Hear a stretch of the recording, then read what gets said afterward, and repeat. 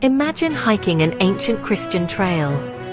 You reach a famous saint's cave. You pull out your camera. And the people who run it say, "Sorry, you can't film here because you're too religious." Wait, what? Stay right there, because this story gets wild. Hey everyone, welcome back to the channel. Today's story feels like something out of a parody sketch. But it's real life, right here in the UK. A Catholic filmmaker wants to film at a Christian holy site. And the National Trust says no. Why? Because of a supposed ban on religious affiliation. Let's break this down like a mini adventure. Our main character, Christian Holden. Yes, his name is actually Christian. You couldn't write this script better yourself. He's a UK-based Catholic filmmaker. He makes documentaries and promo videos with Christian themes. This year he gets a cool assignment. Film a documentary about the Way of St. Cuthbert. It's a trail following the life and legacy of St. Cuthbert, from Melrose Abbey in Scotland all the way to Lindisfarne, the Holy Island. Now, if you're doing a film on St. Cuthbert, there's one place you absolutely have to visit: St. Cuthbert's Cave in Northumberland. It's traditionally believed to be where his body was laid in 875 AD. So Christian does what any professional would do.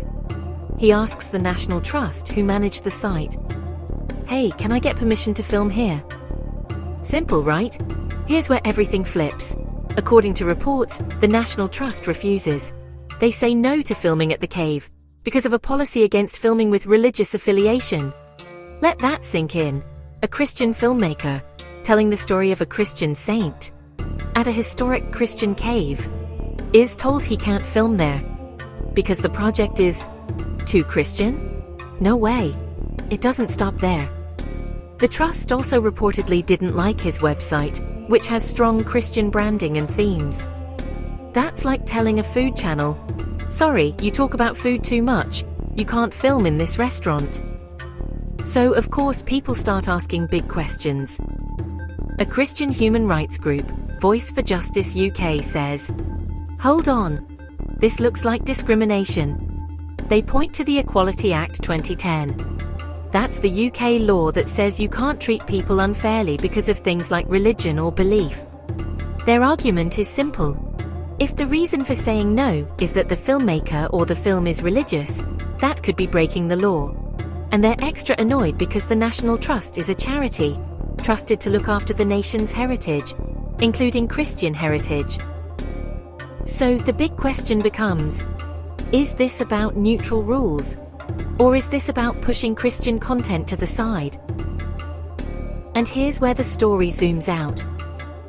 This isn't the first time the National Trust has been accused of sidelining Christianity. Critics point to things like a row where staff at one property were told to wear LGBTQ+ lanyards, and those who refused were reportedly taken off public-facing duties, until a backlash made the Trust backtrack. A later inclusivity and well-being calendar that, according to critics, left out Christmas but included other religious festivals like Diwali, Eid, and Ramadan. For some people, this new cave story feels like, here we go again. They see a pattern: less space for Christian expression in places that were literally built on Christian history. Whether you agree or not, you can see why this has lit a fire online. So what does the National Trust say about all this?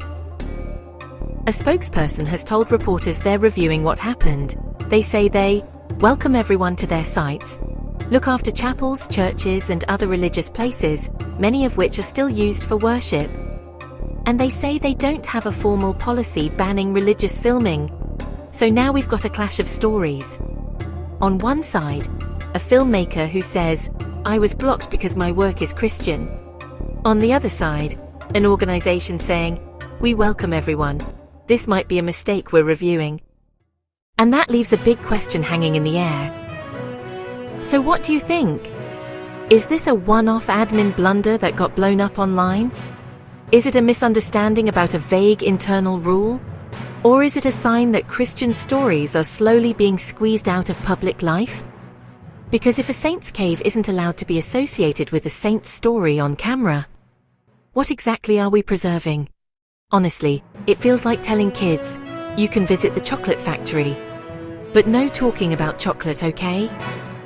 I want to hear your thoughts on this one. Was the National Trust being fair and neutral? Or did they go too far? Drop your take in the comments. Type fair if you think it's just a policy mix-up, or too far if you think this crossed the line. And here's the real twist. The National Trust says they're reviewing what happened. That means this story isn't finished. Christian Holden might still get a U-turn. Or this could turn into a much bigger legal and cultural fight about faith, heritage, and who gets to tell the story. If you want to know what happens next, whether they back down, double down, or quietly change the rules, make sure you hit subscribe and ring the bell, because tomorrow's news might make this story look tame. See you in the next one.